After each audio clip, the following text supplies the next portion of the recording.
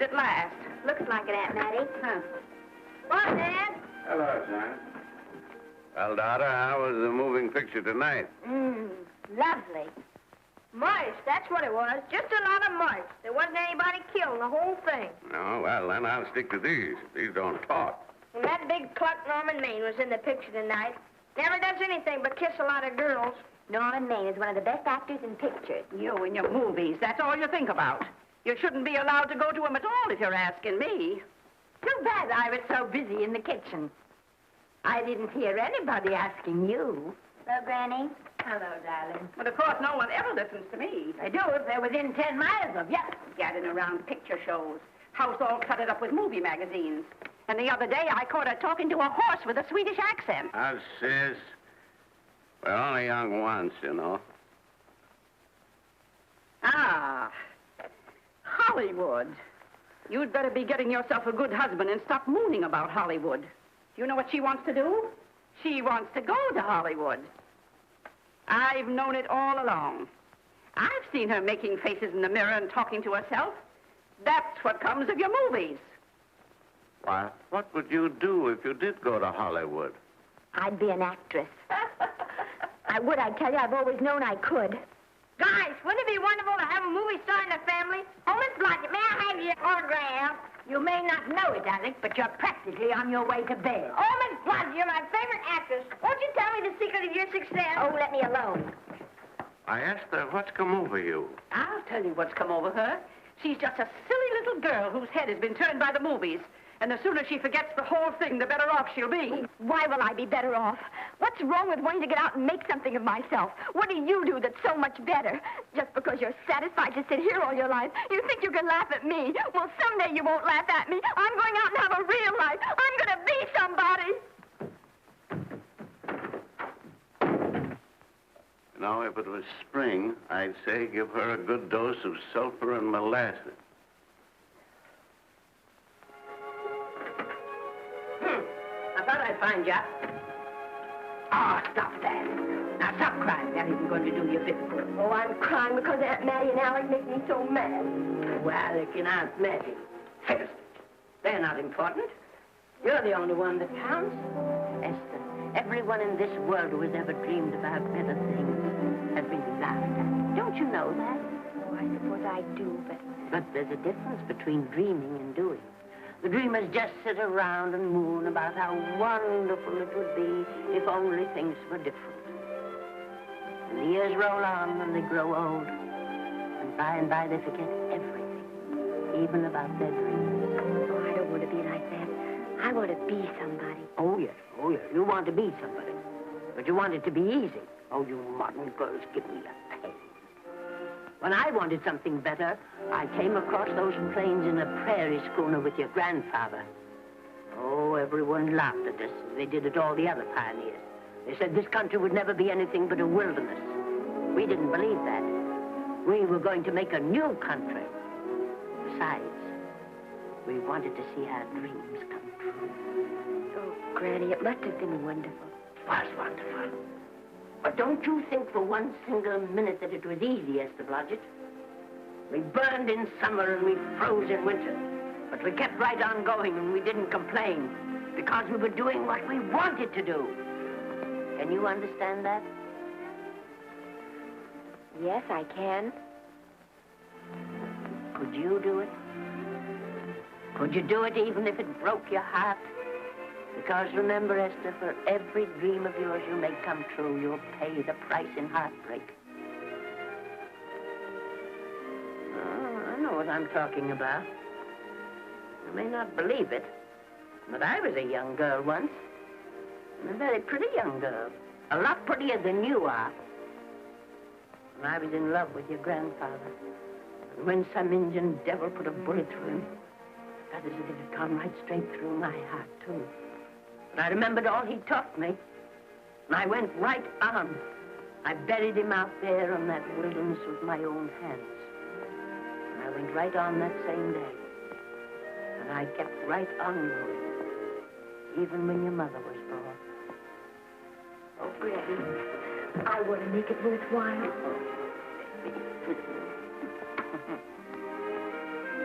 You know, Esther, there'll always be a wilderness to conquer. Maybe Hollywood's your wilderness now. From all I hear, it sounds like it. But if you've got one drop of my blood in your veins, you won't let Mattie or any of her kind break your heart. You'll go right out there and break it yourself. That's your right. Here. Oh, here. Stop that nonsense. Here. Take this and go to your Hollywood. Oh, I can't take your money. Well, why not? It's your savings. Well, I was only saving up for my funeral. Now I don't think I'm ever going to die. Oh, Granny, how can I ever thank you? By giving me your word of honor that you'll never tell a living soul where you got that money. I promise. Remember, if you do, I'll have you arrested for robbing me.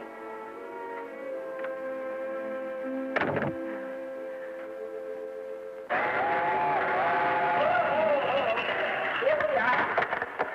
Help me, Granny. Oh, I can make it, dear. Oh, thanks. Oh, I kissed Dad goodbye. Just a little kiss. He didn't even wake up. I bet you didn't try that on your Aunt Mattie. Oh, Aunt Mattie. Think of her face when you tell her. I am thinking about it. I've waited for that chance for 30 years. Here she is, girl. Oh, thank you, cousin.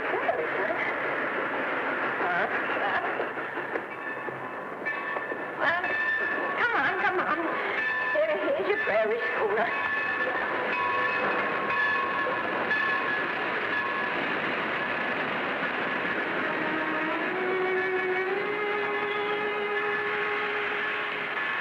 All aboard.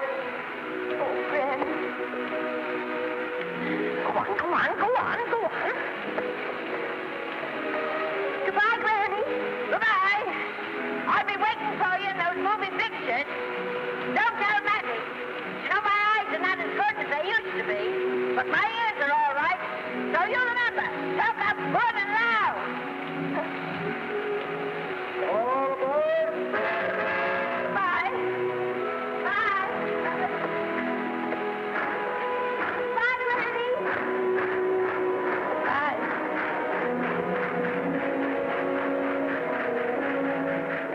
You want to go home now?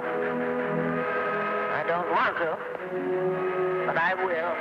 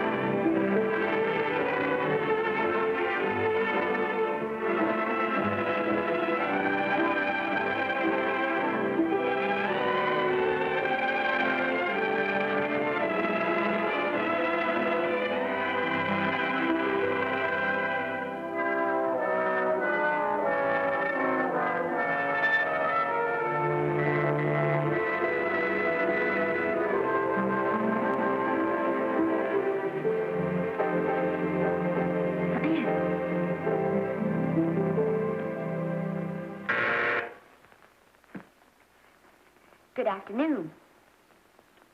Day, week, or month? Well, it's a little hard to say. You see, I'm going into the movies. Well, you better take it for a week. It'll break your jump to Beverly Hills. Are all the studios really near here? All except Gaumont British. I suppose the best way to get a job is to go straight to the studios, isn't it? Mm-hmm. I haven't any illusions, you know. I'm perfectly willing to begin with a little bit of a part, or even as an extra. $6, please, in advance. Oh.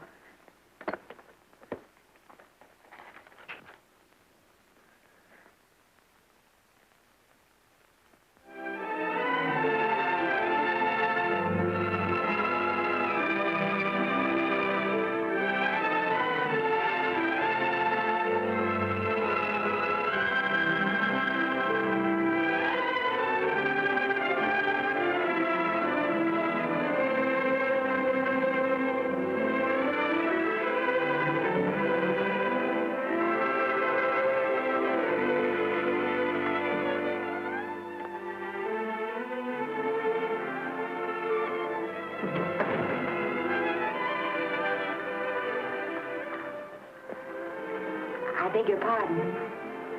I'd like to register for extra work. How long have you been in Hollywood? Well, it's about a month now. We haven't put anyone on our books for over 2 years. Come here. I'd like to show you something.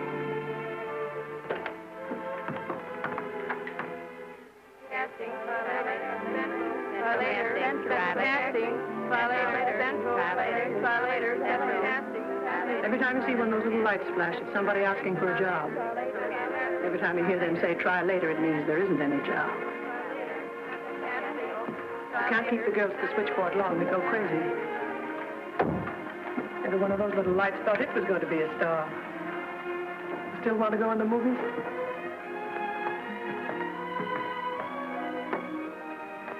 You know what your chances are? 1 in 100,000.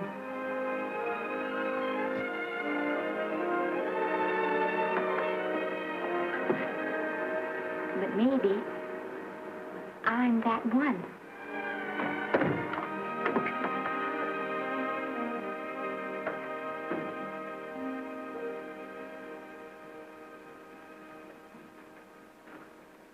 Any phone calls for me, Mr. Randall? Well, no. Jesse Lasky and Sammy Goldwyn must be writing letters instead. How's the luck today? There wasn't any. Maybe you don't go at it in the right way. Now take Danny McGuire here. He knows the ropes, don't you, Danny? Sure, I've had him around my neck for years.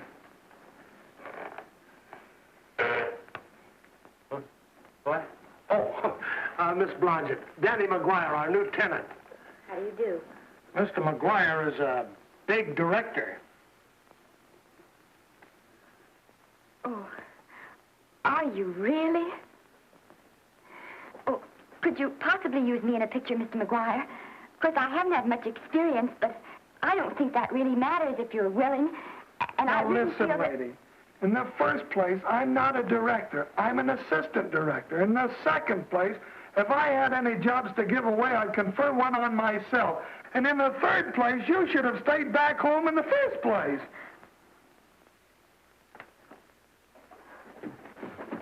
Oh, now look what you've done. Hey, wait a minute. Hey, don't be that way. Don't do that.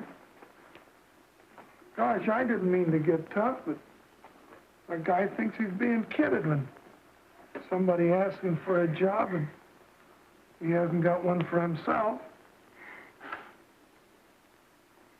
After all, I'm not a big enough shot to hurt your feelings. I'm sorry. It wasn't just that. It was a lot of things. Looking for a job every day and never getting any nearer to it. I guess I was beginning to get a little scared. I know. Lady, do I know. Well, there's only one thing to do for that feeling when you're tired and sunk and down to your last nickel. Come on and I'll buy you a drink. Well, it's not as bad as down to the last nickel. I've still got $11 left. $11? You're going to buy me a drink. Come on.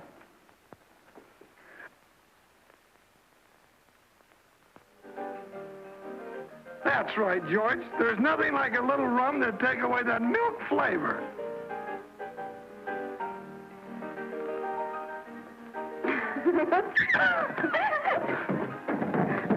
I beg your pardon. Certainly.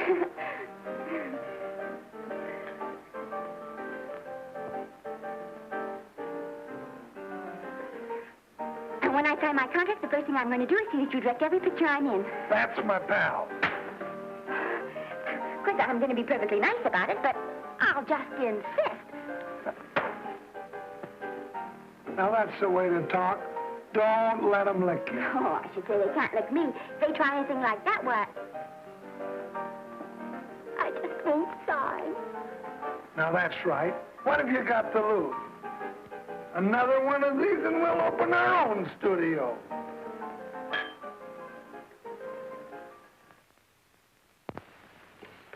Bill rendered $24. Past due. Remit without further delay. Me.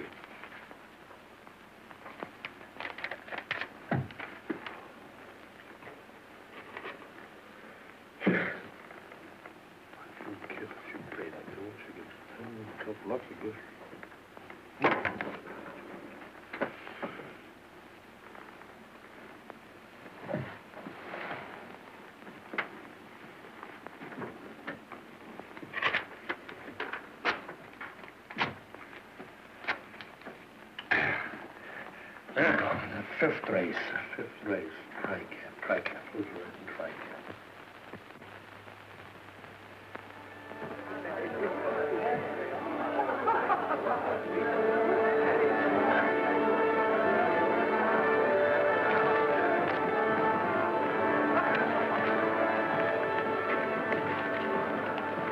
Hey, the program's going to be swell tonight. Now, you take this fella Beethoven. I'm a pushover for him. And Chopin, well, he's not so dusty either. But I kind of wish that once in a while they'd play something you could sort of go out whistling, you know, like blood on the saddle, blood on. Well, there's a tune. Hey, why don't you throw your hat in the air or something, can't you? This is a celebration. My job starts tomorrow. I know it does, and I think it's swell, Danny. Gee, I wish you were in on it, too. But, oh, no, it would have to be a war picture. One of those big novelty numbers, a war picture without any beautiful women at the front. Oh, well, something will happen soon. Maybe. Why don't you go home, kid? Oh, Danny, I can't do that. I came here, and I've got to stay. Well, now, if it's on account of money, I can only... Thanks, you've given me enough already. Anyhow, this is no time to be worrying. This is a party. Look at all the people. Everybody in the world. Look. That's me and the name.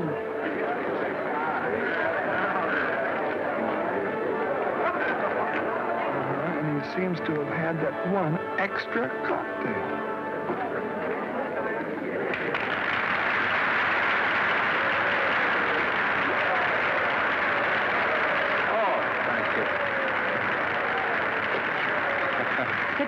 You dope. That's for the orchestra leader.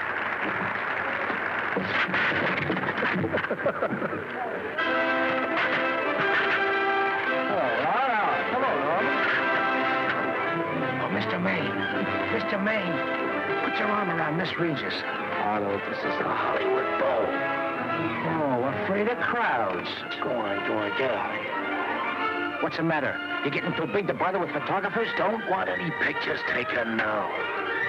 Oh, is that so? Well, supposing I take it anyway. Well, shove that brownie number 2 of yours down your throat. Thank you, Mr. Maine. No, stop it!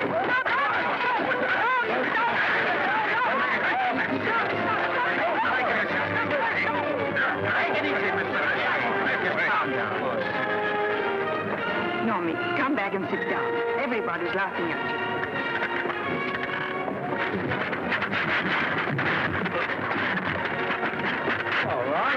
Hi, Norman. Is he always like that? Well, I suppose he has to sleep sometime. Oh, and he's so wonderful on the screen.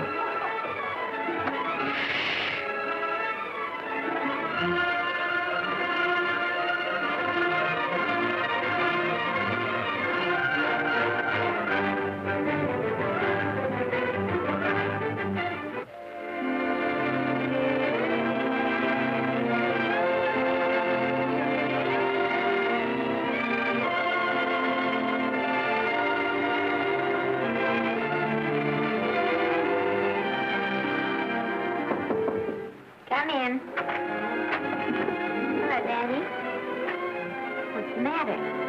Well, believe it or not, I got a job for you. Daddy, that's wonderful. When do I go to the studio? Well, you don't exactly go to the studio. Oh, it's on location. Well, it's not exactly on location. But of course, I haven't any makeup. Will you tell me what to get and sort of help me put it on? Well, you don't exactly need any makeup. You see, it's not really a picture job. It's being a waitress. Oh.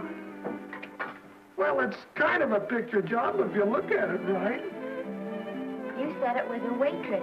Well, it's waitressing for Casey Burke, the big director over at our studio. He's giving a party tonight to kind of celebrate on account of finishing the picture, and he wanted me to get him an extra waitress, and it's $5. And I thought of you right away, Esther. That was awfully sweet of you, Danny. Well, there's going to be a lot of big people at Burke's house tonight, and I'll bet you there's any number of big directors, and if you're there, maybe they'll notice you. I could make them notice me. Sure you could, Esther. It's your chance. My chance. All right, Daddy, I'll do it. Oh, but I can't. I haven't got the right things to wear. To wear? Oh, yeah. Now, you don't think the wardrobe department's right next to my office for nothing, do you? A perfect fit.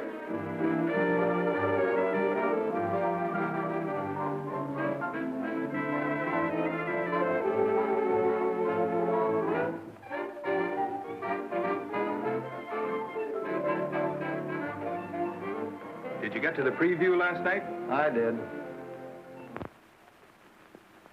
Would you like a little hors d'oeuvre? They are very nice. Oh, thanks. But what did you think of the picture? You should have saved it for Thanksgiving. What a turkey.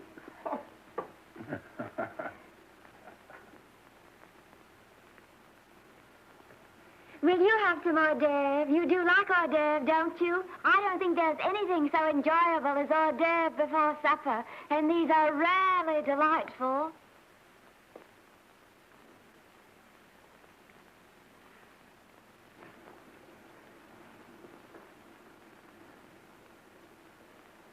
And at the finish, the kid turns around and sings a lullaby to its mother. Pardon the big boys, but would you like a little hors d'oeuvre?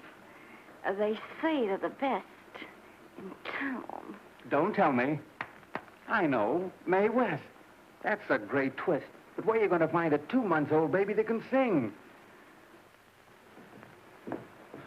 Hello, Oliver. Oh, hello, Casey. If you want to fire me now, wait till you see the picture. I'm not a director anymore. I'm a male nurse. What's the matter with the picture? A guy by the name of Norman Maine. His work is beginning to interfere with his drinking. Oliver, don't tell me I'm to direct his next picture, too. Mm-hmm. You were my favorite producer. Now, wait a minute. You just go right on with your directing. I'll take care of these stars. I know how to handle them. I had a serious talk with Norman after that Hollywood Bowl occurrence, and you don't have to worry any more about his behavior. Excuse me, Mr. Niles. Mr. Libby of your publicity department is on the telephone. He says it's most important, sir. It's about Mr. Maine. Thank you. Oh, it's probably just some little thing. Of course, Oliver. I'll turn on the radio and see if they've called out the National Guard yet. Hello, Libby. What's the good word? Mr. Norman Maine, America's Prince Charming, was apprehended driving an ambulance down Wilshire Boulevard with a siren going full blast. He explained he was a tree surgeon on a maternity case. Well, will it be in the papers? No, it won't be in the papers. But that's a nice, expensive hobby of yours, keeping Mr. Maine's informal entertainments out of the public press. Oh, that's fine work, Libby. Try and see that no one gets to Norman. He's probably home sleeping it off. Oliver. Yeah. Why can't you forget those dopes at the studio for one night?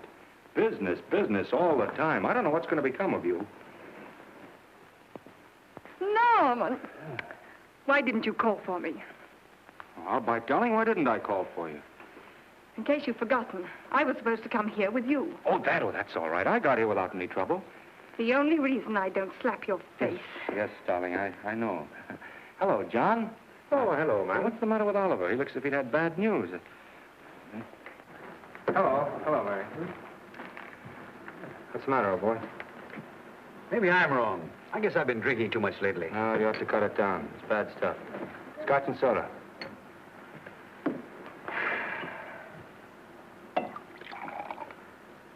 Come on. The word, you know, is pronounced Quinn. Bad dialogue, Oliver. You'd rather not watch this. You know best. Soda. Thank you. Oh. Go ahead and say it. I've got it coming to me. Don't make it tougher on me, Norman. I don't want to stand here and preach, but take a look at my side of it. I'm trying to make pictures with you. I know. Costs are going up, and the grosses are going down. No, it isn't that. I've made lots of money with you, and I can afford to take a loss. But I hate to see you going the way of so many others. Why don't you get Lloyd's to insure you against me? You can't get insurance against a man forgetting who he is. You're a great star, Norman, but there's nobody so big that he can afford to have people refuse to work with him. Who doesn't want to work with me? You... Quiet. Listen, I know plenty of people who do. Yes, and so do I. But your real friends can't stand seeing you start to fall apart. What do you mean by that? The first signs are always the same. Not being able to remember your lines. Cameraman struggling to cover your hangovers. And all because you have to have a good time. Every day and every night. Listen, I've warned you for a long time, Okay, Norman. Oliver, you're a swell guy. You won't lose any money on me. I'll promise you that. I'll be ready for the curtains when the time comes. When it does, here's my epitaph. And now I think I'll, have a little drink. Scotch and soda.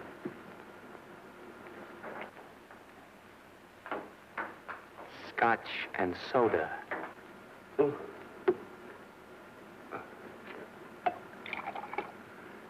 Come on.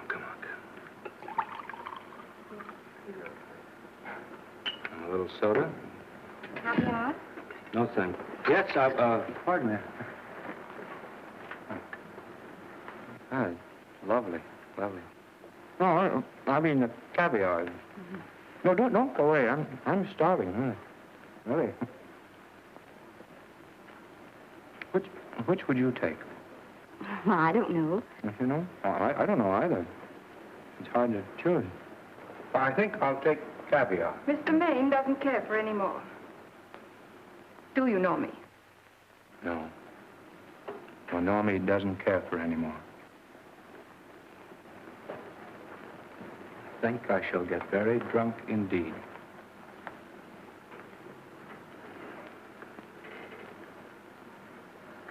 Scotch and soda. Sorry, I have something.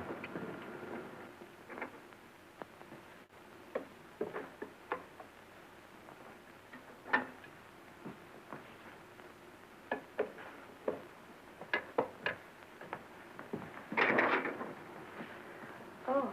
Mind if I help?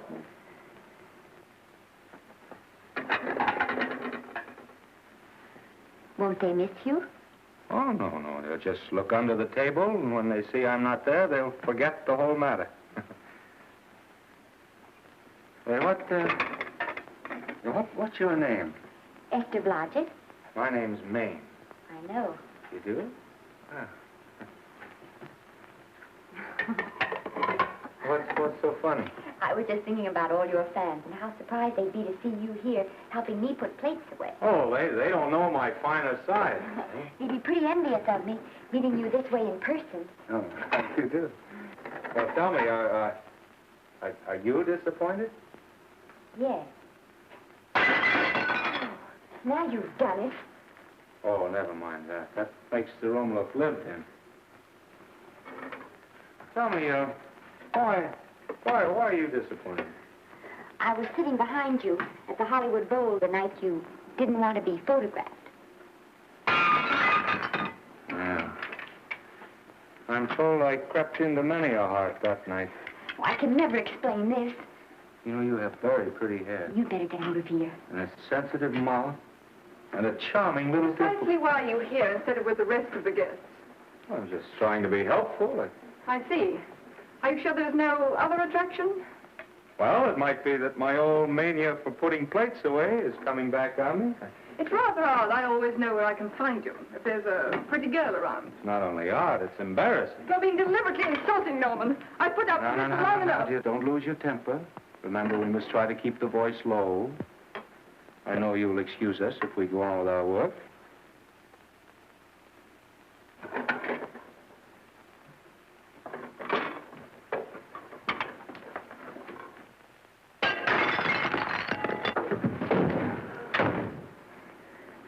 Now see what you've done.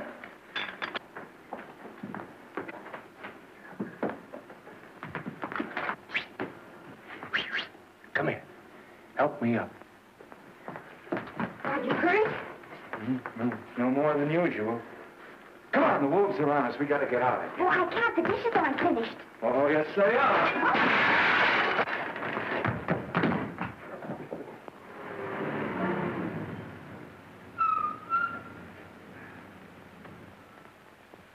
Well, I bet I know what you're going to say now. What? Good night. Good night, and thanks. Hey, wait a minute. Hey, you realize that all I found out about you is that you're foolish enough to want to go into pictures? But why is it foolish? Look at you. Yeah, that's what I mean. No, I'd rather like to go into this matter a little more thoroughly. Oh, that's awfully nice of you. Why don't we go on up to my place and talk it over? Oh, no, thank you very much, but I really must say good night. Good night. But you're not angry. No. I'm hungry. Well, why don't you go and get something to eat? Good night, Miss Blodgett. Good night, Mr. Maine. Wait a minute. Peter, the least I can do is to see you to your door. Will I see you again? I hope so. Has anyone ever told you that you're lovely? Well, now you know. Thank you.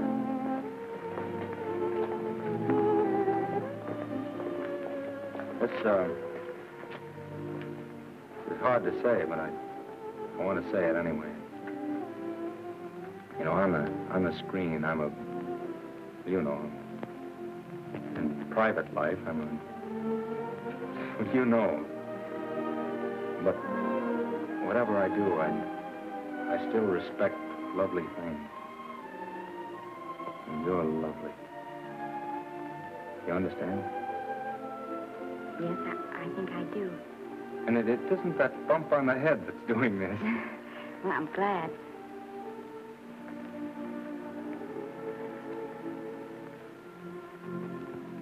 Good night. Good night.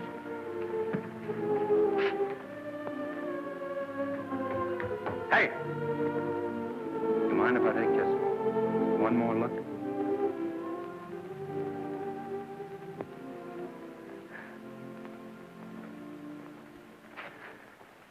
Go away. Quite impossible. I wouldn't even consider it. No.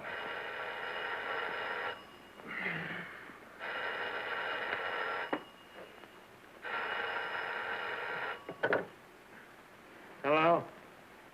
Who is it? Who? Norman? What have you done now? You're not in jail, are you? Oh. Yes, I see. Oh, it's that again. I see. She's beautiful. Yeah, I know. You want me to give her a screen test? Yeah, certainly. She's got wonderful possibilities. Oh, you know she's got something. Well, you knew all the other ones had something, too. Oh, no. I tell you, Oliver, she's got that sincerity and honestness and sincerity and honestness that makes great actresses. Oliver, I am so sure of this girl that I want to take the test with her myself. Listen, Oliver, you've worked hard. You're entitled to a break.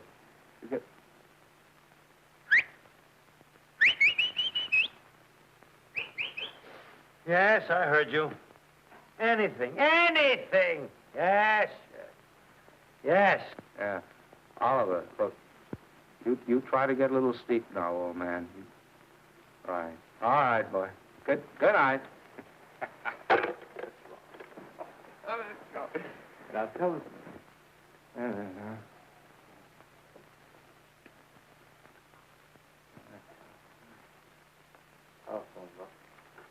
Telephone book. What is it? Telephone. Hey, Olive, telephone book. Over here.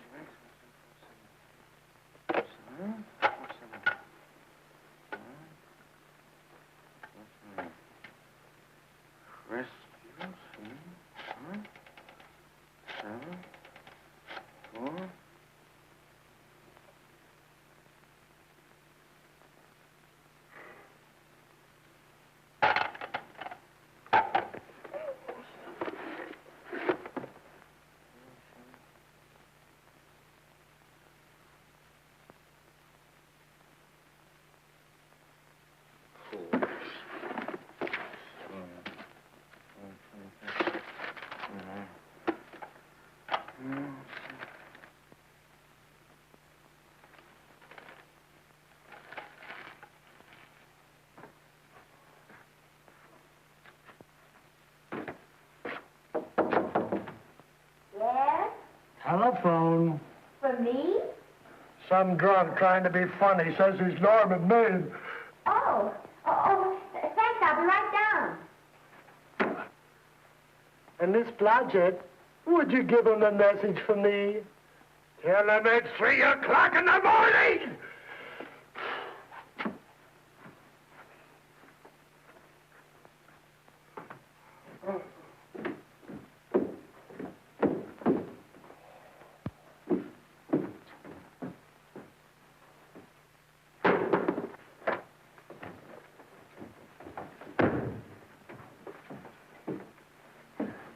Hello?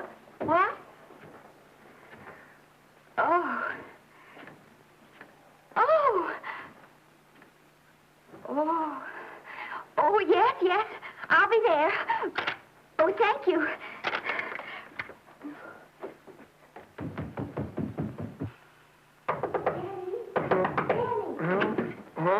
Daddy, what do you think? I'm going to take a test tomorrow, and Norman Main's helping me do it. I'm taking one, too. Garble's assisting me.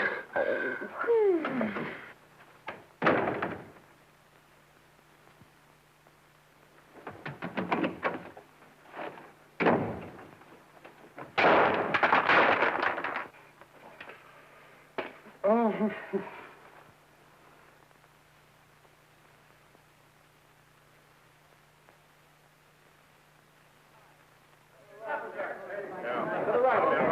Move that Golo in. With a silk on that broad. No, the Yankee. Is this light too hot for you, Hanley? Okay, but cut down on your backlight. Put a double on that 90. Bring it down a little. That's it. Get it right. Pull down on that 150. We're ready to take it. Get pulled down on that 150. Okay. Come here and get this thing. Run it here.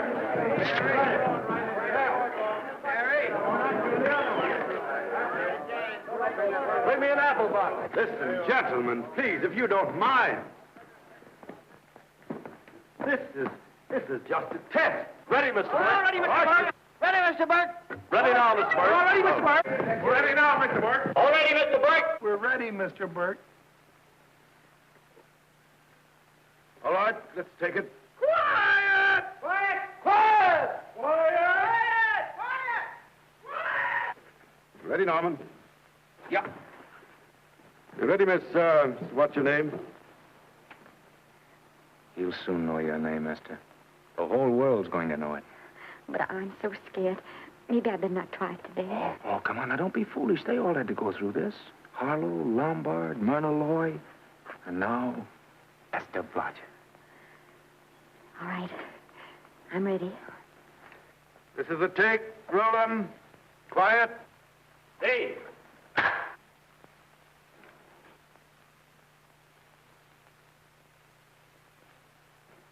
I may as well tell you that my whole organization thinks I've gone a little nuts to sign you. Well, maybe they're right. I've been nuts before. You see, all the experts seem to think that your type is a little mild for present-day taste. But I rather believe that tastes change, like eyebrows. And I think that also, like eyebrows, tastes are going back to the natural. You look like a nice girl. I think I'm going to like you. That's not important. I think the public will like you. That is important. Oh, yes. I see what you mean. I mean, I know it is. Only don't think it's going to be easy. Nothing you really want is ever given away free. You have to pay for it. And usually with your heart. Someone else told me that once. But you still have to work it out for yourself. Oh, well, all this is just a long way of saying, I'm glad you're with us and good luck to you. And now I'm going to turn you over to our demon press agent, Libby. Don't let him frighten you. He has a heart of gold, only harder. And for the love of Pete, learn to close your mouth and keep it closed, even in your love scenes.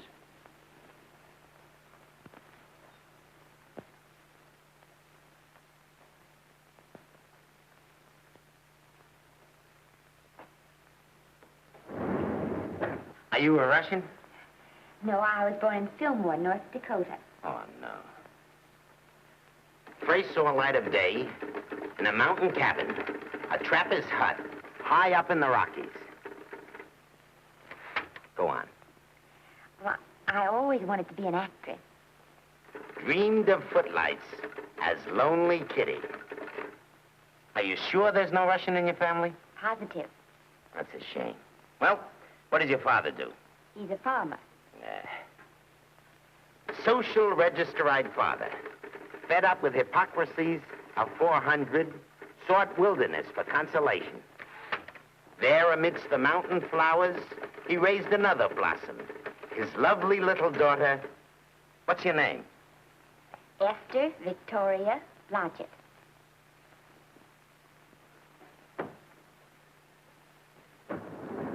Greatly appreciating your attention in this matter, very truly. Do you know what her name is?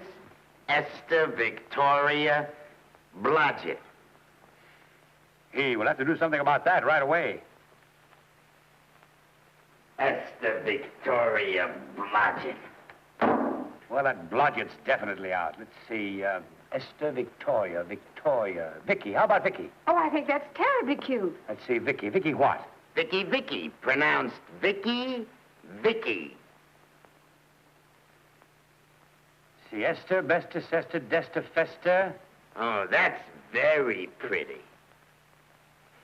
Jester, Hester, Dester, Lester. Vicky Lester. Oh, I like that. Say it. Vicky Lester. Say it again. Vicky Lester. Say it again. Vicky Lester. Say it. Vicky Lester. Say Vicky Lester. Vicky Lester. Vicky Lester. Vicky Lester. Vicky Lester. Flash. Oliver Nile Studio discovers new starlet, a Cinderella of the Rockies. Her name is Vicky Lester. Those who have peeked tell me she couldn't be more divoon. The face of an angel and such natural talents. Her voice is a symphony. Her very walk, they tell me, is enough to drive men mad. Not that way. Get the lead out of your feet. Lift them up.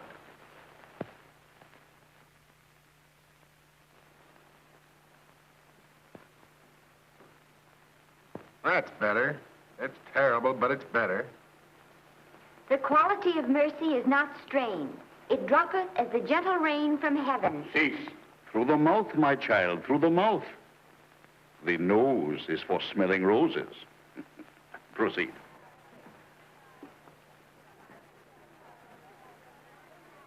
This'll give her that deeply nyeh.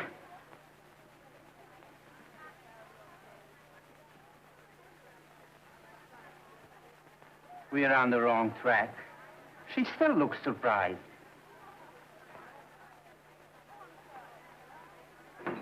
Listen, drunk people, we're shooting on the set this morning, not in the commissary. Now come on, snap into it. Acme Trucking Company? No. Mr. Smith is not in.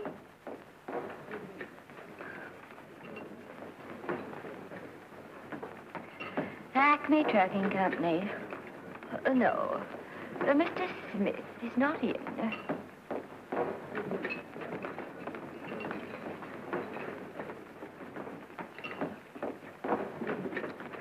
Good morning. What can I bring you, Mr. Maine? That just shows how long you've been here.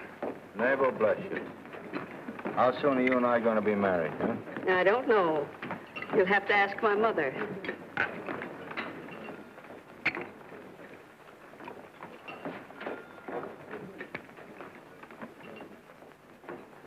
Acme Trucking Company? No, Mr. Smythe is not in. Acme Trucking Company? No, Mr. Smith is not in.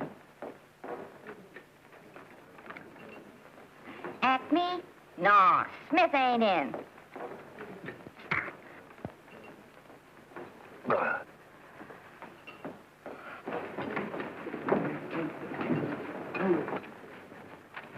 Acme Trucking Company? I'd like to speak to Mr. Smith, please. Mr. Smith is not... Oh, Norman. What's all this between you and Smith? I've got a part. It's only one line, but it's in the picture. Well, it's ambition that made you break that date with me last night. Well, I had to be here so early this morning, and So did I. I had to stay up all night to make it. you've started your picture, haven't you? No, we're still in the testing stage. You can't seem to get the right girl for the lead. Gee, you'd think with all the girls there are that... Yeah, I know, but this one's got to be different. She's got to be little and cute and sweet and intelligent. It'll blow me down. What? Will close my tired old eyes. Well, what is it? Hold everything. Come on. Come on.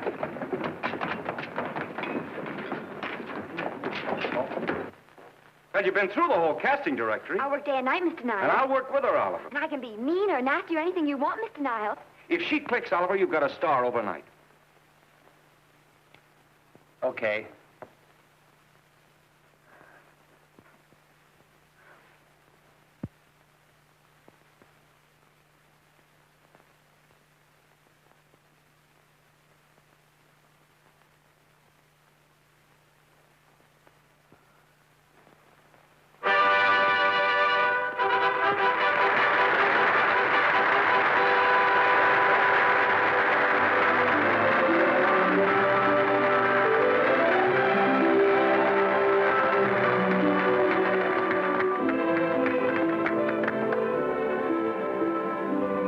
Wait till you hear them at the end of the picture.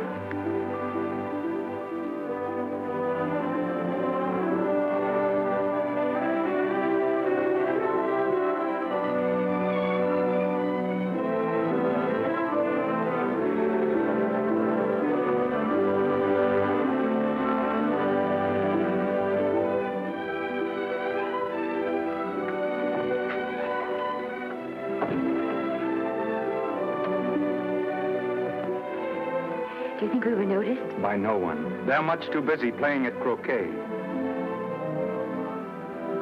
I've loved you all my life. But we only met 2 days ago. That's when my life began.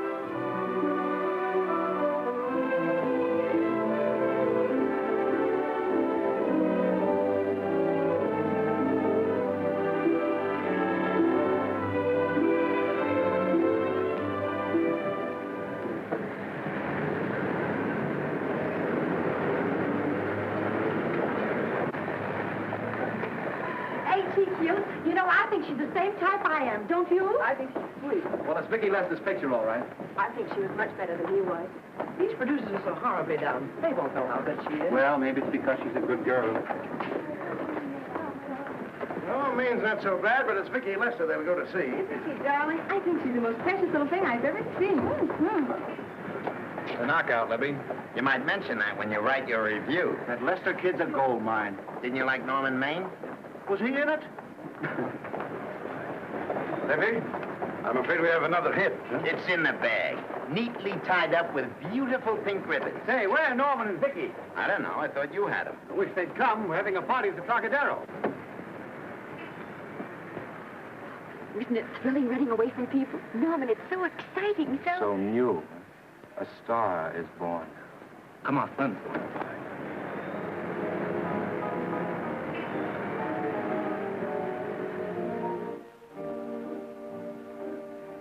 It's wonderful, isn't it? Crazy quilt. Oh.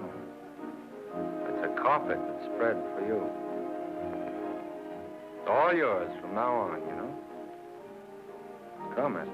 You're a success. You have everything in the world you want. I hope it'll make you happy. Hasn't it you? But then there was one thing I never had. Lots of times I told myself I'd found it, but I always knew I was lying.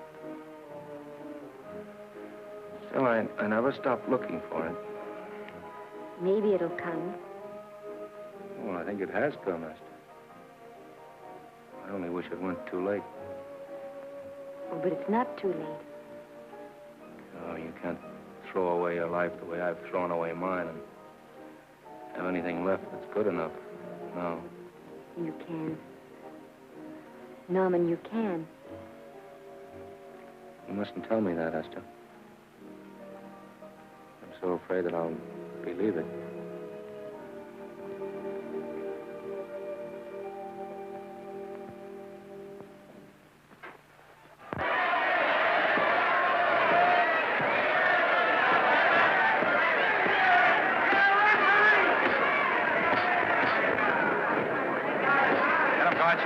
Shoot your right.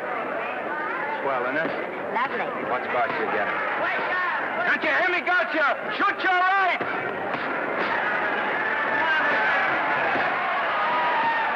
He's down! Gotcha got him! Gotcha got him! He did, didn't he? Yeah, but he'll be up, though. You like it? Sure I did. You like me? Sure I did. Ooh, that reminds me. Will you marry me? No, thank you. Come on, Gotcha, finish him. Why won't you marry him? Wasn't that dependable? Hey, shoot your right! Throw away your money? Break him up in there. Break him up. Drink so much. Well, suppose I quit drinking. Yes? Come on, Gotcha, shoot the right in there. The right! Suppose I save my money. Yes? There he goes! Let him have it! Suppose I became absolutely dependable on all occasions. Yes?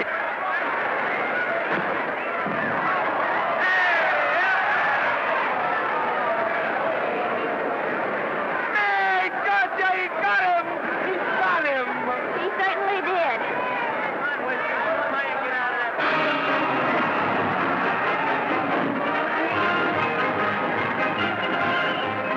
Gee, that's a beautiful fight. Norman, What there?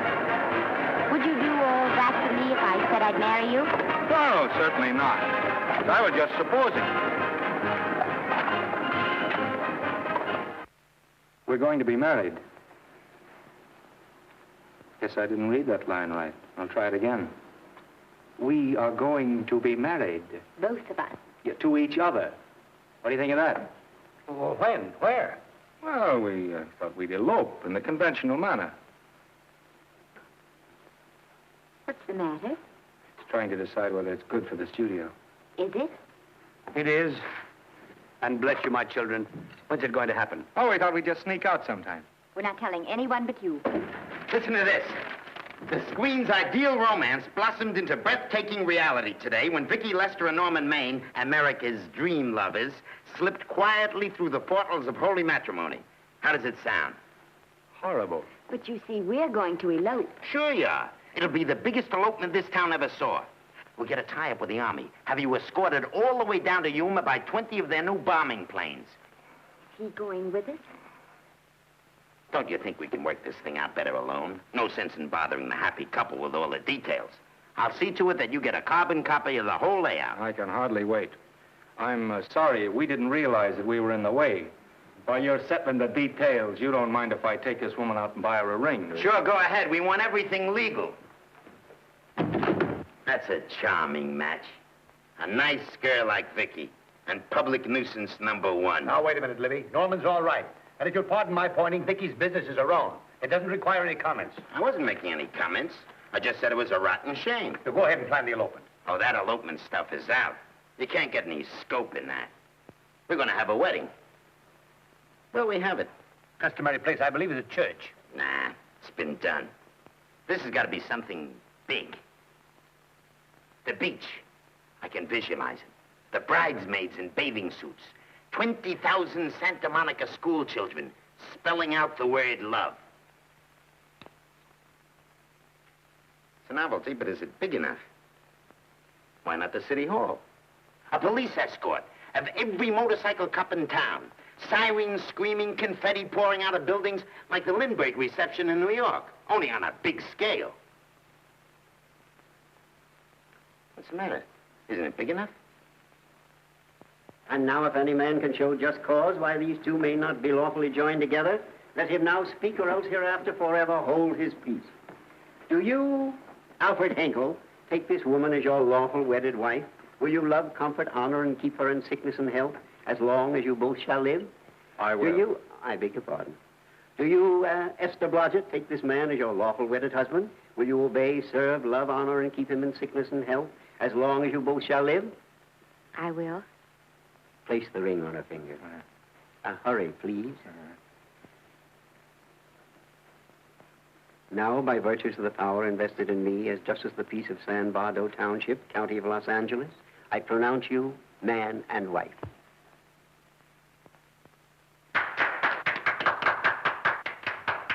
Quiet! And now I must exercise my prerogative of office. I hope you'll be very happy, Mrs. Henkel. Thank you. Thank you, sir. Oh, Thank you Danny. very much.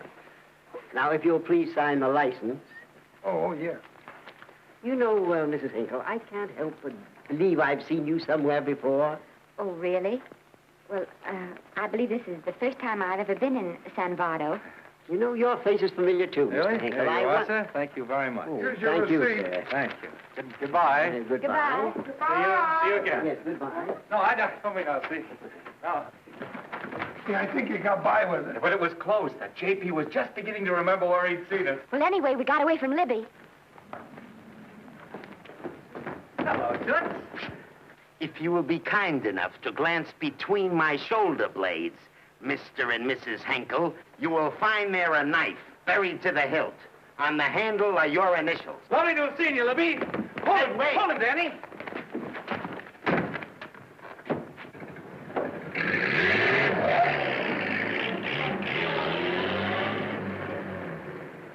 There go a couple of rats I raised from mice.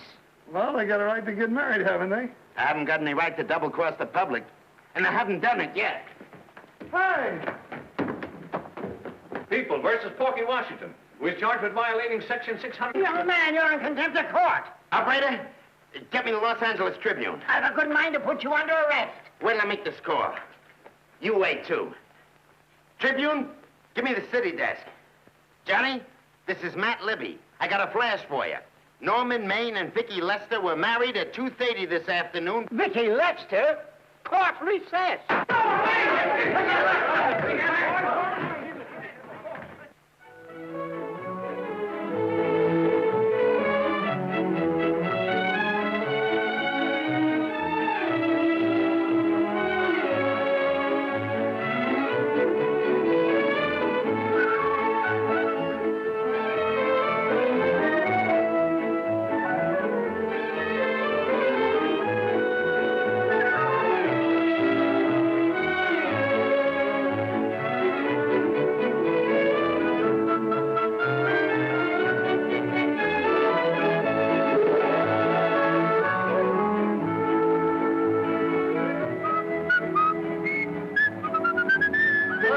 Give me a horse, a great big horse, a great big buckaroo, and let me wahoo, wahoo, wahoo!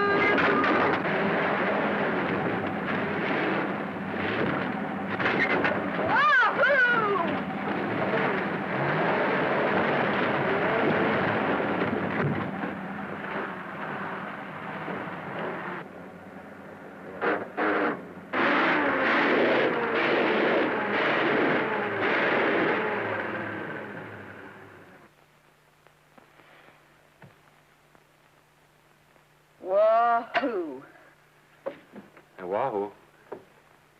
don't want to sound immodest, but I think I've stripped a gear.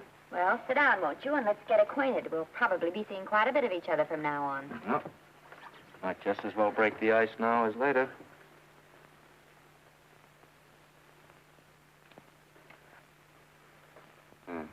Now we're old friends. Hey, have I got time for a shower before dinner? Plenty, if you can find the shower. I never can remember where that thing is. Does it pull out or slide under? Here, I think I can find it. Nope, it's the linen closet. Here it is. Nice work. Oh, half the time those things are just luck. I'll see if I can disinfect this steak.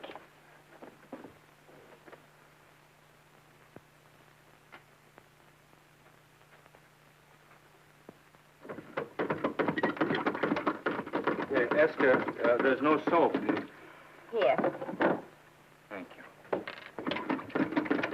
Oh, and Esther. Yes, dear? I'll need a washcloth, please. Oh. How you fix the cigarettes? You know I never smoke underwater. Well, what do I do to make this thing work? Pull that gadget at the top and pray for rain.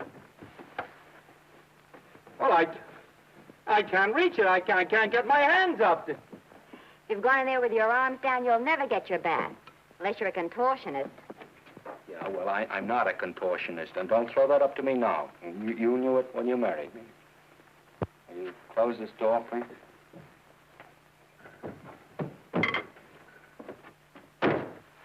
Thank you.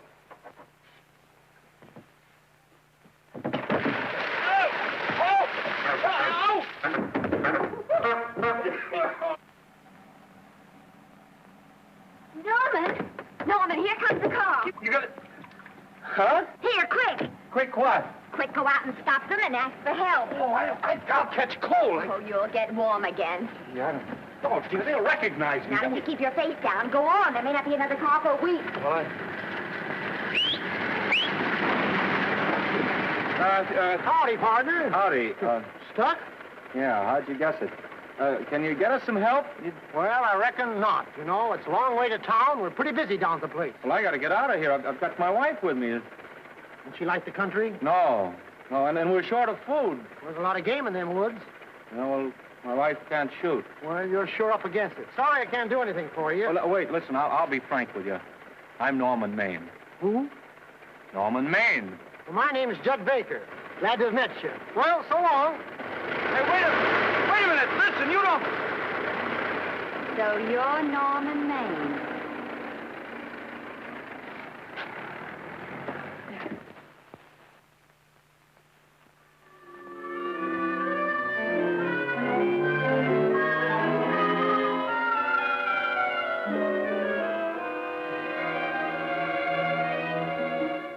I got my prestige to look out for. I'm supposed to be the best publicity man in the racket. And they laugh themselves sick when I even try to get a decent mention of Maine. Yes, I know how sensitive you are, Libby, and I don't like to see your feelings hurt. Thanks, boss. Now, Vicky, there's a dish for free space. But if Maine swam across the Pacific, the papers would keep it a secret. Well, the exhibitors don't like him, the critics don't like him, the public don't like him, and I don't like him. Who likes him?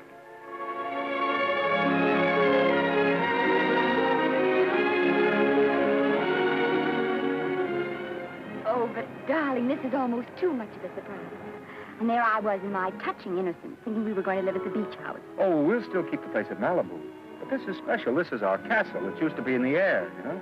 We'll never use any ugly words like contracts and pictures and careers. When we come in those gates, we'll check the studio outside. Come on, I got another little surprise for you.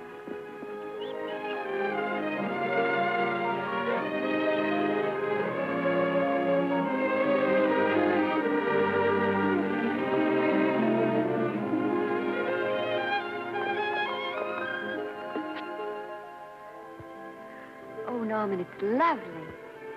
So are you lovely. The whole world's lovely. Hey, hold it!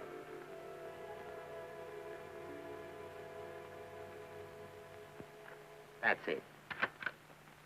Caption, their honeymoon never ends. All right, let's get some pictures. Now, if the bride will sit here and the groom stand behind her, we'll have something unique. Now let's go after something different. You sit down and she'll stand up. Pretty radical, isn't it? Yeah, but in a nice way. Okay, Otto, fire.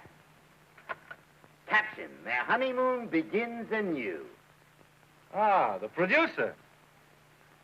Caption, their honeymoon ceases abruptly. Hello, Oliver, glad to see you. No, I'm glad you're back. Thank you.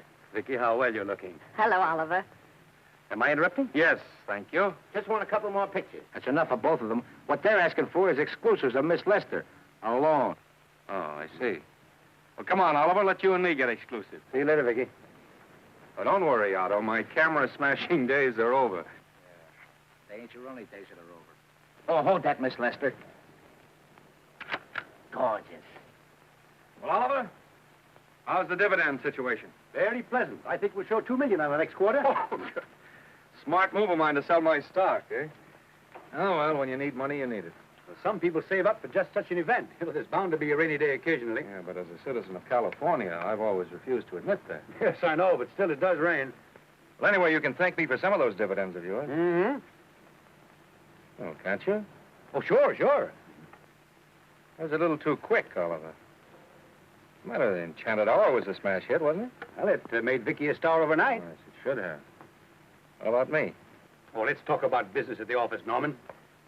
Beautiful pool you have here. Beautiful. Oh, now let's talk about it here. Didn't they like me?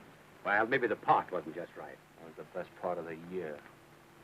Look, Oliver, you think I'm slipping? Can you take it? Yeah, go ahead. The tense is wrong. You're not slipping. You've slipped.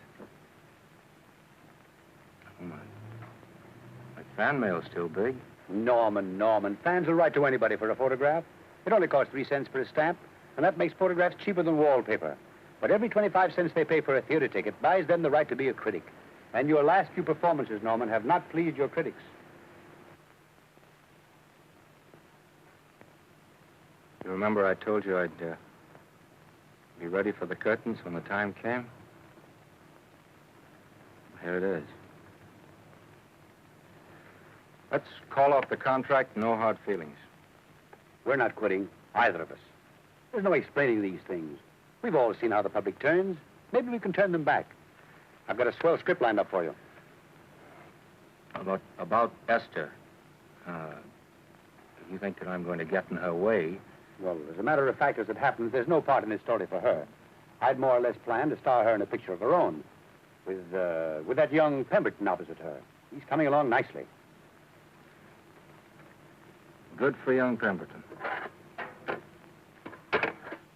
All right, Oliver. We'll make a try at it. Let's hope it's not too late.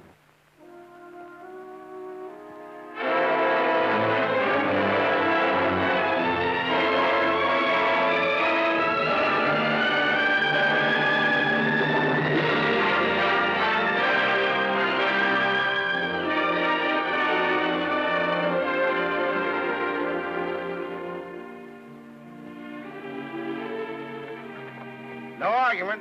I'll buy those. Huh. The screen's most finished actor. I'll say he's finished. He keeps them away in droves.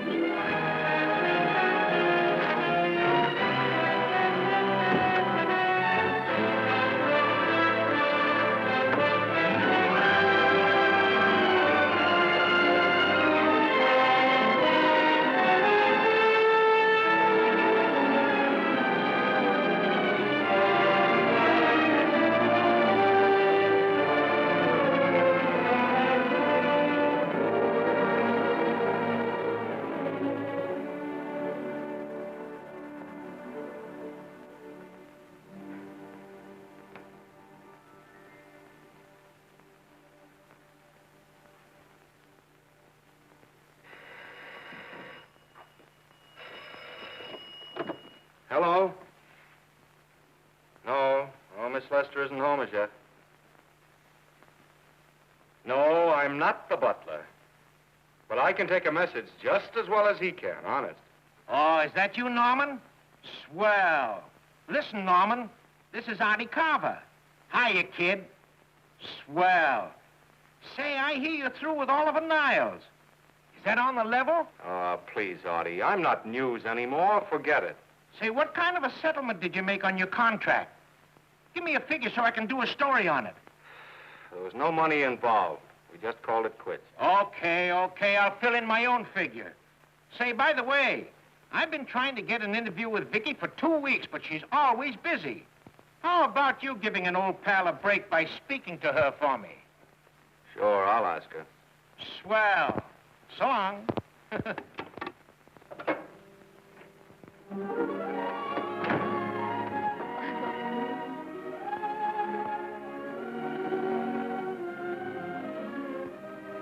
I didn't mean to be late, darling, but Casey wanted All right. You're here now. What's new today? Nothing. Haven't been out of the house. Let's go somewhere tonight. No. You're tired. We'll stay in. I'm not tired, really. Oh, yes, you are. You've got a hard day ahead of you. Anyway, I see so little of you, I'd like to have you to myself. Oh, but it's the servants' night out. We haven't any. Yes, we have. I fixed a little snack with my own lily white hands. I'm learning to cook in my spare time. Then I think I'll marry you. I get it. You want to make an honest cook of me, huh? Comes in on wheels in this joint.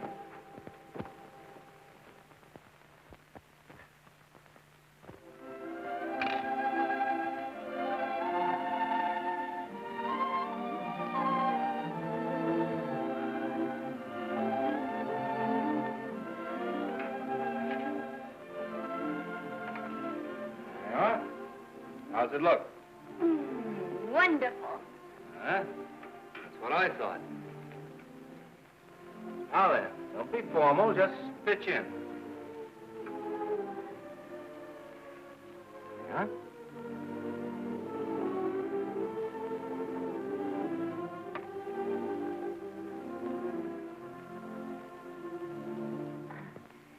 I'm afraid my mouth's not quite big enough. I'll measure it next time and make them to size. A little hard to lift, too. In fact, I think I'll take those measurements right now.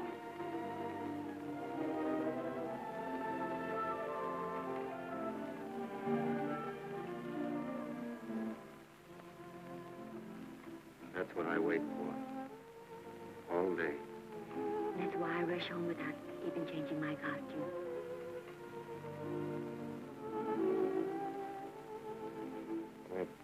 We're forgetting that we're hungry. Would you like a sandwich? Thank you. I still have a little work on this one.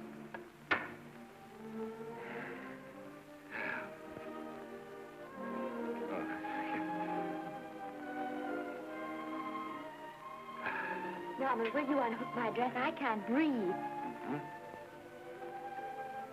You know, all the time I thought it was the kiss that made you breathless. A lot of hooks, huh? Why don't you have a zipper? That's a good idea. You better? Yes.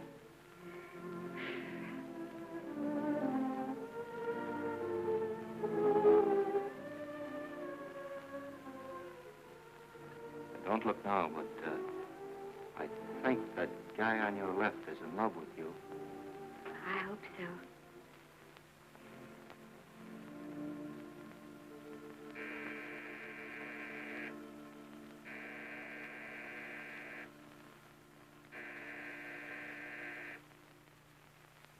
The doorbell.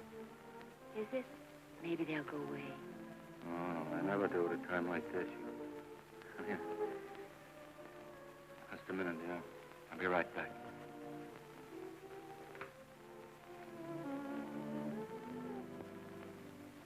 Does Vicky Lester live here? Yes. I got a package for her. I'll sign for it. Well, who are you? I'm her husband. Oh, sure. I'm right here, Mr. Lester.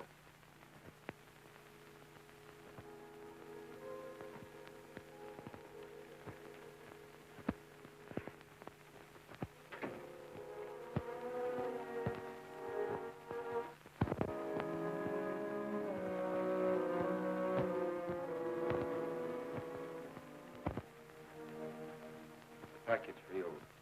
From by the way, I forgot to tell you, they want you for a benefit at the Shrine Auditorium next Wednesday night. I told them I'd ask you. And, Oh, darling, I don't want to hear about that now. Well, you better wait till I finish before I forget them all. The Academy dinner secretary phoned. She wants to know if you want a table reserved for you.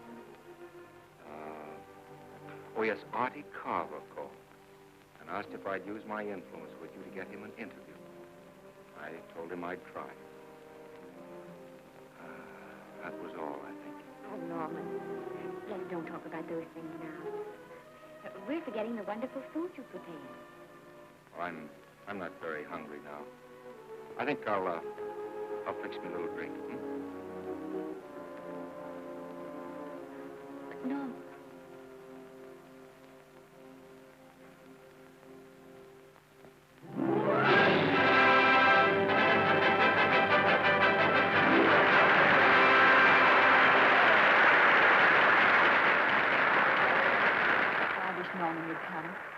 Stop worrying. And think how nice that statuette's going to look on your mantelpiece. Do you suppose anything's happened to him? But of course not. He's just been held up in traffic. You think about that statuette. And now we arrive at the climax of the annual dinner of the Academy of Motion Picture Arts and Sciences, the highest award within our power to bestow. We have already applauded with our hearts as well as our hands, while awards are being given those gentlemen who during the past year have rendered distinguished service to the motion picture industry. We now pay honor to the ladies, or rather to one lady. We offer to her the Academy Award for the finest performance of the past year. She has already had the world's acclaim, but this is the tribute of her fellow workers, the men and women of this industry. It is not only my pleasure, but my privilege to present this award to the actress who created the unforgettable Anna in Dream Without End, Miss Vicki Lester.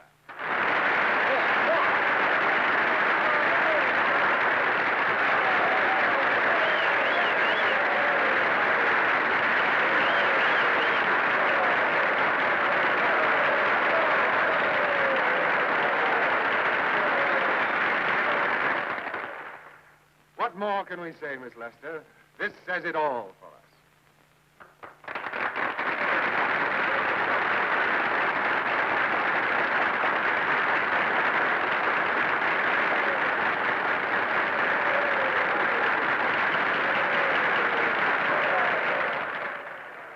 Ladies and gentlemen, when something like this happens to you, and you try to tell how you feel about it, you find that out of all the words in the world, there are only two that really mean anything.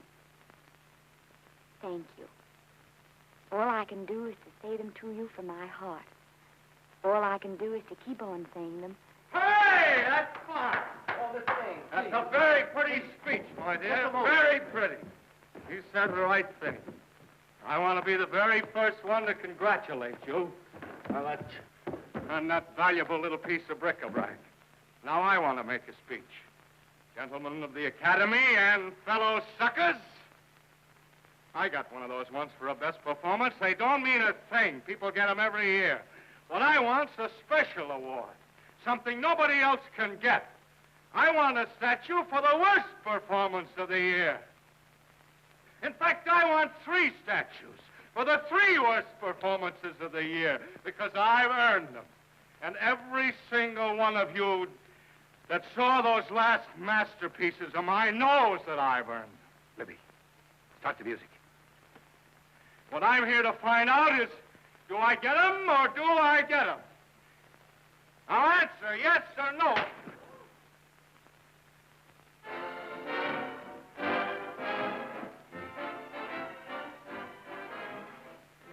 Norman, darling, let's go and sit down.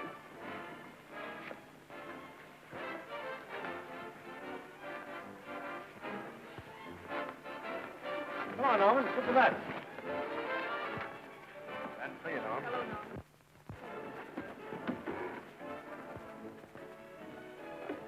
Well, Norman, how are you? Hi, Oliver. My dear, do let me congratulate you. You must be terribly proud and happy tonight. Thank you.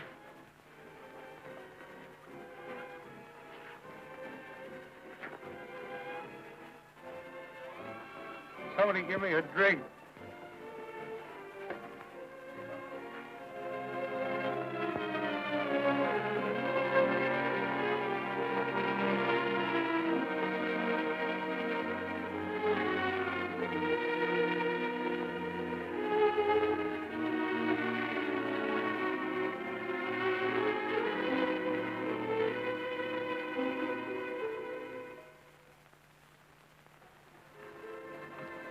Oliver, it's nice of you to come to my dressing room. Vicky, how are you? I've missed you. Everyone's missed you. Have a nice trip. Well, a 3-month tour of the theater circuit scarcely comes under the head of pleasure. But the way they're screaming for your pictures all over the country. Miss Lester, if I may talk shop, you are a knockout. Thank you. It's good to hear that. You've been crying. A little. How's Norman?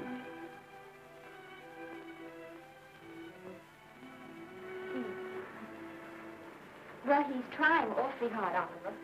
Letting Norman leave this studio was the hardest thing I ever did. There was nothing else I could do. I know. Has he been... Is he all right? He's gone to a sanitarium. He really wants to stop drinking. And I think he could only... Well, perhaps if he could start working again, there would be some encouragement. Oliver, could you do that? Oh, thank you. But he mustn't ever know I told you. He won't know, and you mustn't worry. I want you to keep up your good work in this picture. I'll try, Oliver. That's the one thing I can do for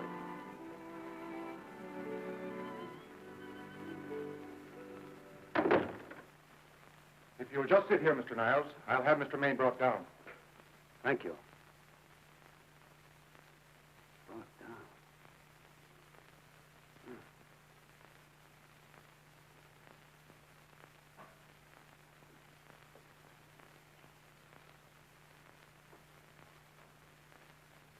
Hello, Oliver. Welcome to Liberty Hall. Hello, Norman. Well, no, Mr. Niles isn't slipping me a case of scotch, Cuddles. This is just a handshake. This is Cuddles, Oliver, my social secretary. We go everywhere together. How are you feeling, Norman? Fine. Getting along remarkably well, Cuddles tells me. He says you ought to see some of the boys. Let's sit down. Yeah. Cuddles, we really don't need you. Touching, isn't it? Can't bear to have me out of his sight. Are you comfortable here, Norman? Comfortable. It's positively luxurious. They even have iron bars in the windows to keep out the draft. How much longer are you going to be here? Oh, well, I'm really cured now. I'm just staying on for an extra week or two to get in good shape, you know. After all, there's no particular hurry to return to the cameras. That's what I wanted to talk to you about. I've got a script with a fine part for you in it. Oliver, that's great. That's great. Who plays opposite me? Well, it is not exactly the lead. Young Pemberton's doing that. But I tell you frankly, I consider your part better than the lead. Oh, I see. It's better than the lead. Well, of course, it isn't terribly long. But it's one of those parts that makes an impression on you. They'll be thinking about you all through the picture. Mm-hmm. Well, the thing is, Oliver, I'm pretty well set at another studio. I'm not at liberty at the moment to tell you which one. You know yourself how those things are. Of course. But it's a big picture. It's one of the biggest of the year. Mm-hmm. And the part. Every actor in Hollywood would give his teeth to play. Well, that's fine, Norman. Naturally, that will tie you up for a while. But we won't get to this picture for some time. And perhaps, if you want to consider it for later on, well, we'll be... I'll tell you, Oliver, you'd better not count on it. See, I've got several pictures lined up after this one, and they're talking to me about England. You know, they're doing some very interesting things over there, you know. Mm-hmm. Hey. What is it, Cuddles? Speak right out. We all love you. Your dinner. Oh, here we dine at 5:30 here. It makes the nights longer. Well, goodbye, Norman. I'm glad to see you getting along so well. Be out in no time. I'll have to introduce myself all over to a lot of people. They won't know me when I'm not drinking. Goodbye. Goodbye, Norman. Thanks for dropping in. Well, Cuddles? Alone at last, eh?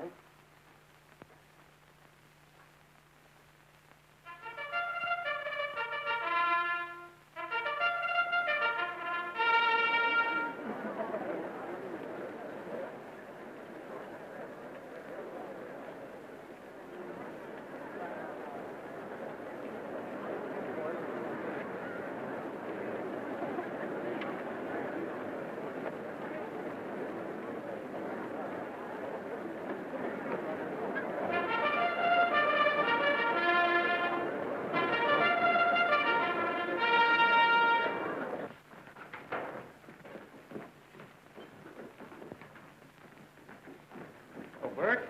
Sam? How are you, Marion? Oh, hello. Hello. Hello, Normie. Glad to see you. How I hate to run into these has-beens. They give me the creeps. Me too. He was good while he had it. And he had it quite a while. Hello? Hello, Mr. Maine. I haven't seen you in a long time. Oh, I've been resting. Ginger ale, please. Ginger ale and what? Ginger ale and ginger ale. A new leaf? A whole new book. Thank you. Scotch straight. Hello, Libby. Why, it's Mr. America of yesteryear. Do they let you wander about now without a keeper? Oh, sure. I'm a trustee now. Didn't expect to find you at Santa Anita. What do they do with the actors while you're away? Oh, they cut them into slices and fry them with eggs.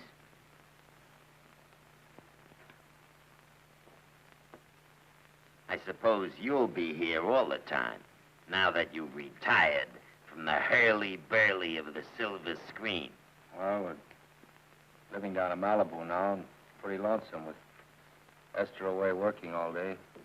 Well, I wouldn't squawk about that if I were you. It's nice to have somebody in the family making a living. Oh, wait a minute, Louis. I don't want to forget that we're Friends, my eye. Say, listen, I got you out of jams because I had to. It was my job, not because I was your friend. I don't like you, and I never have liked you. Nothing made me happier than to see all those cute little pranks of yours finally catch up with you and land you on your celebrated face. Pretty work, Libby. Always wait till they're down, then kick them. I don't feel sorry for you. You fixed yourself nice and comfortable. You can live off your wife now. She'll buy you drinks and put up with you even though nobody else will. Wait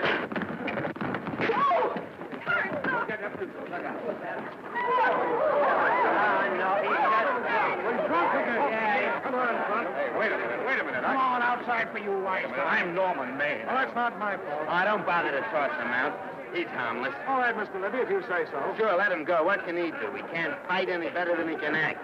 Norman Maine. Oh, he's drunk again. Why, he's been drunk for years.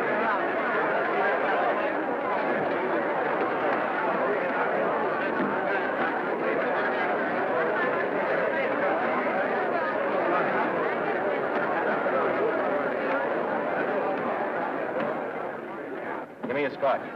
Double. Leave the bottle here.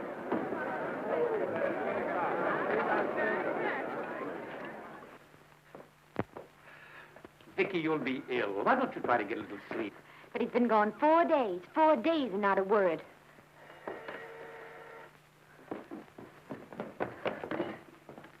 Oliver, I can't. I just can't. Hello? No, this is Oliver Niles speaking. What? Where? Thank you. What is it? Nothing. Oliver, tell me.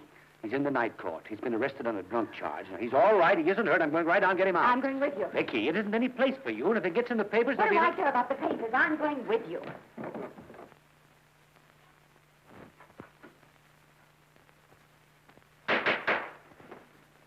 Division 30, Municipal Court, County Los Angeles, now in session. The Honorable Judge J. Barris presiding. Be seated, please. Were you able to do anything? Judge wouldn't even see me. Ready, Your Honor.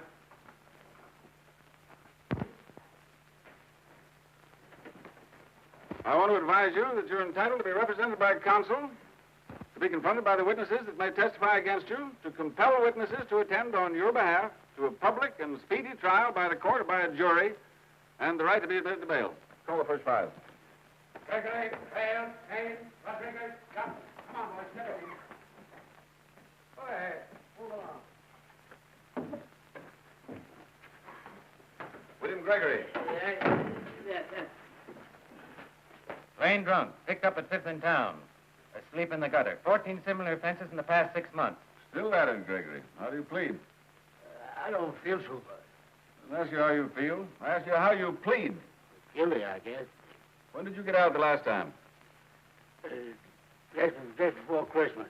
Well, I'm sorry you'll have to miss New Year's. You'll be out in time for Washington's birthday, 60 days. Milton Rails. Plain drunk, picked up on Brooklyn Avenue, given treatment at receiving hospital, then removed to jail. How old are you, Rails? 17, sir. Did you take a good look at those men in the cell with you last night? Yes, sir. And have you taken a good look at yourself this morning? Oh, no, sir. Well, I suggest that you do. $5 or 2 days. Sentence suspended. Oh, Judge, Alfred Henkel, more commonly known as Norman Maine. Drunk and disorderly. Cracked car into tree at Sunset and Coronado. Evidently been drinking for days. Resisted arrest and injured one of the arresting officers. How do you plead? Guilty. You're Norman Maine, the actor, aren't you? You've come pretty low, haven't you?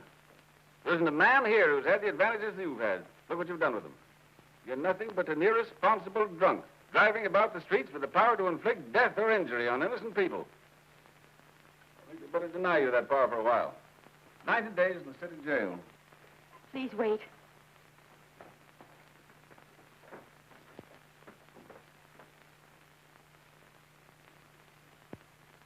I'm his wife. Yes, I recognize you, Miss Lester. Please, Judge. I promise you this won't happen again. I'll be responsible for him. If you just won't send him there. You realize that this man, when drunk, is obviously a menace to public safety?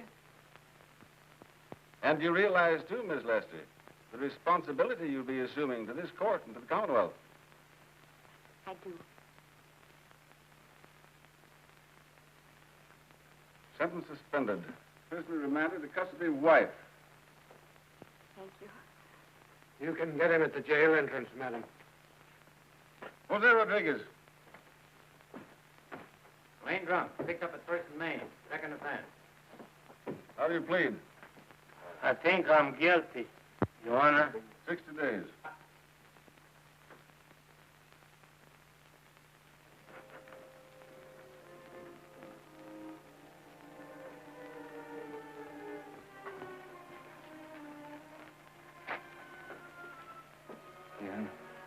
I'm so tired. Hold it, Mr. Maine. Picture. Oh, no. What about a statement for the press? Oh, no, please.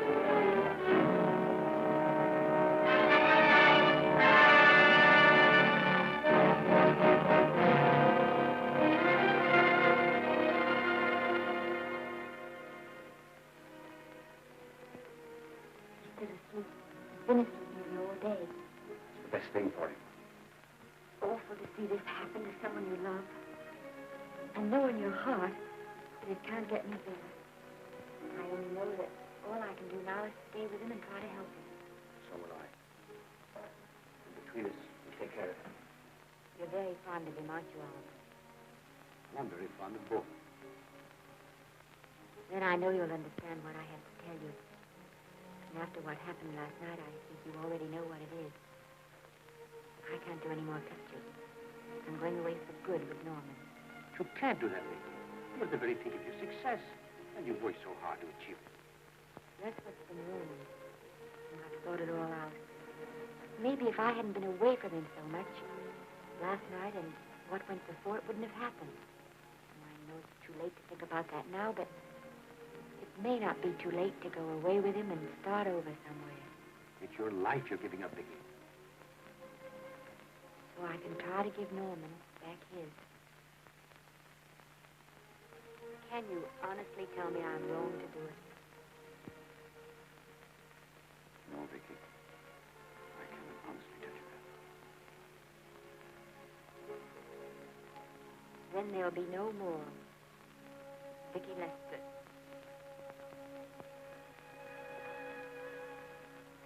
Mom, look at the dog.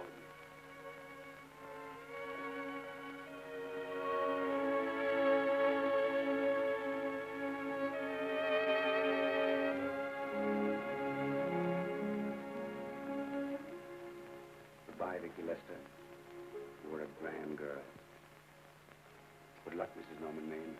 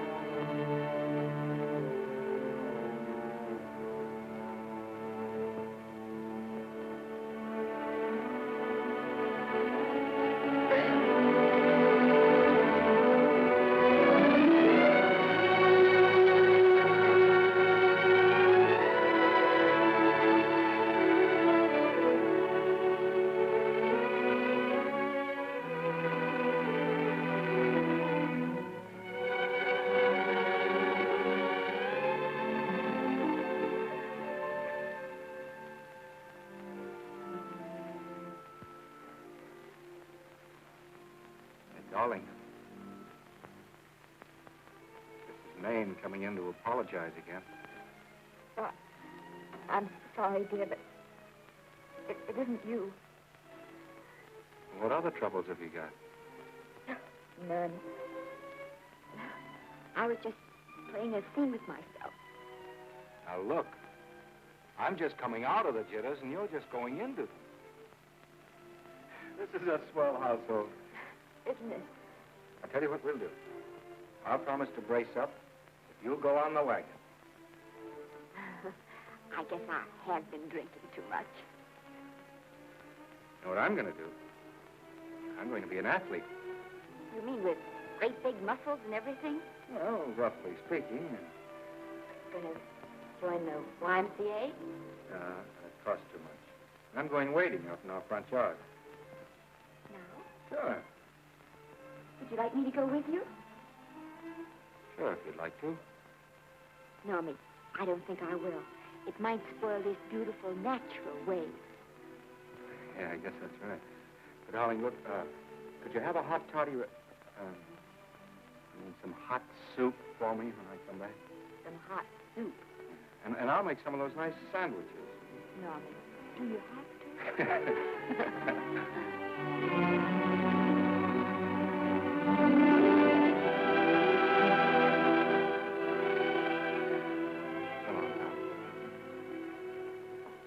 Now, don't stay in too long.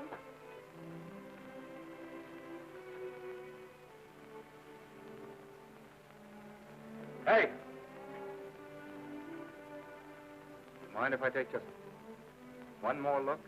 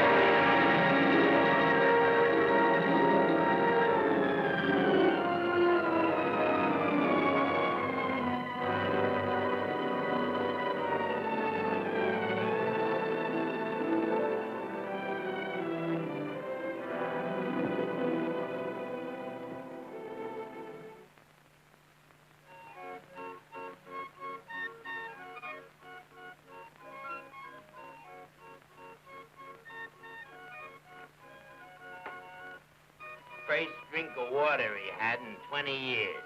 And then he had to get it by accident.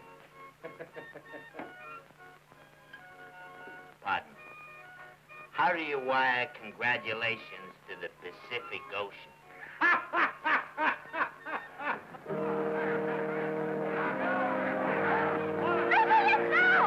Oh, you can't see her face.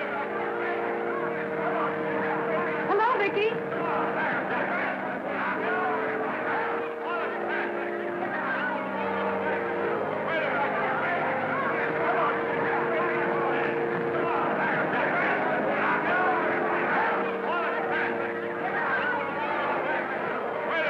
Can't you? Come on, Vicky, let's see your face. Vicky, will you sign my book for me? Write this is Norman May. Don't you care, Vicky? You get over it. Stand back, can't you? Don't you cry, dearie. He wasn't so much.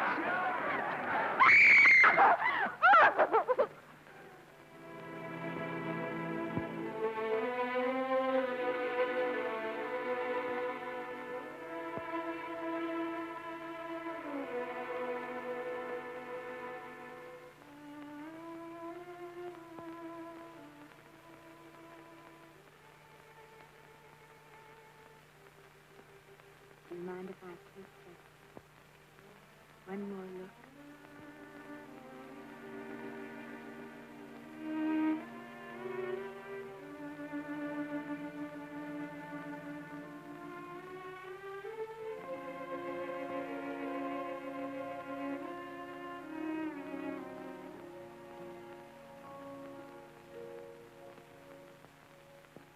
Here are the paychecks for the servants, Graves.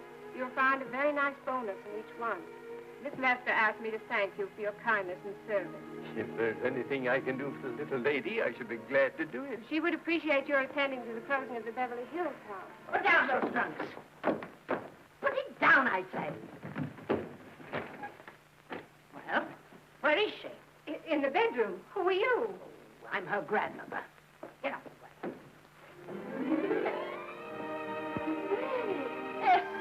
Granny, darling. Oh, I'm so glad to see you. What made you come? Oh, I know when I'm needed. Now get out of here. Go on. Get out of here, all of you. I want to talk to my granddaughter alone. I came just as quickly as I could. But I'm going home. I sent you a wire yesterday.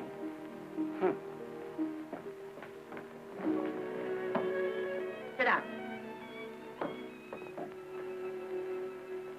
Is it true that you're going to quit the movies? I never want to hear them again.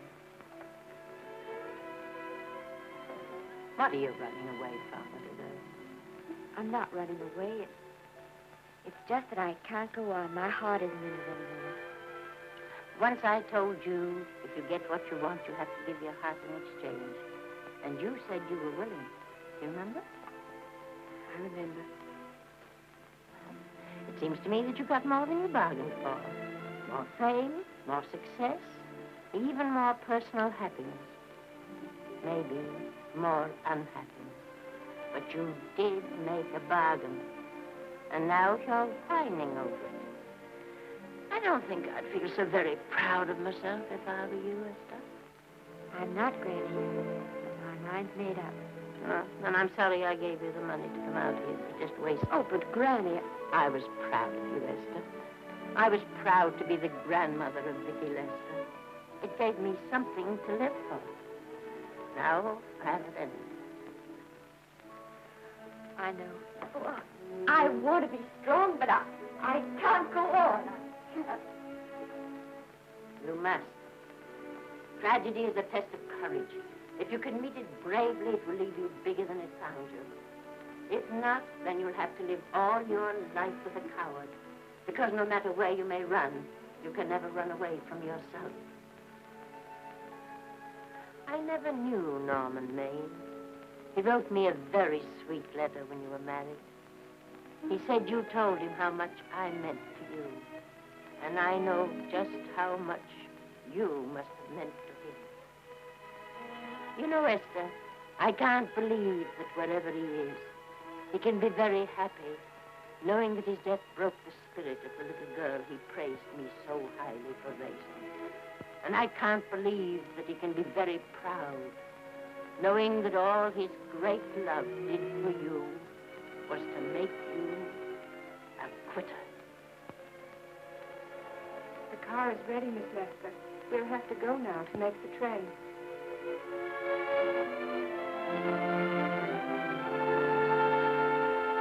Put the car back in the garage.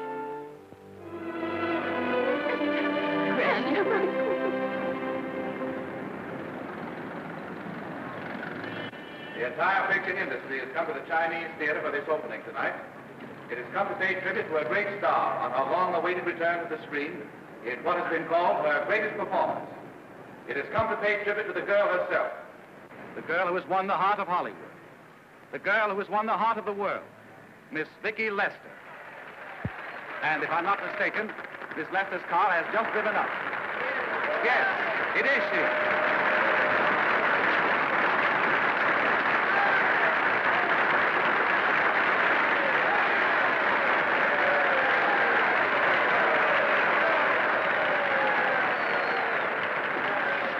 This doesn't scare you too much. I scare very slowly, young man. Big smile, folks, please.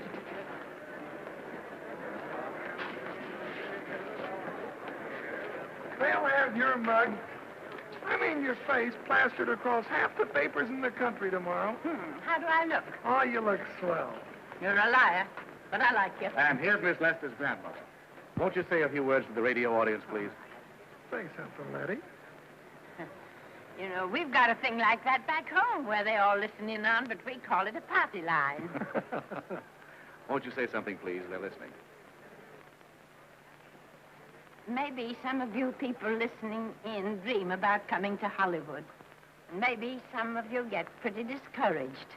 Well, when you do, you just think about me. It took me over 60 years to get here, but here I am. And here I mean to stay. Thank you very much.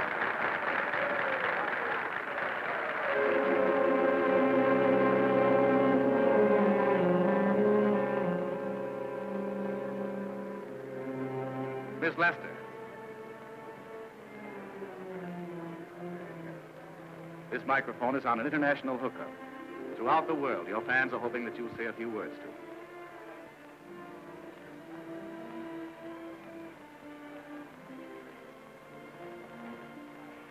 Hello, everybody. This is Mrs. Norman Maine.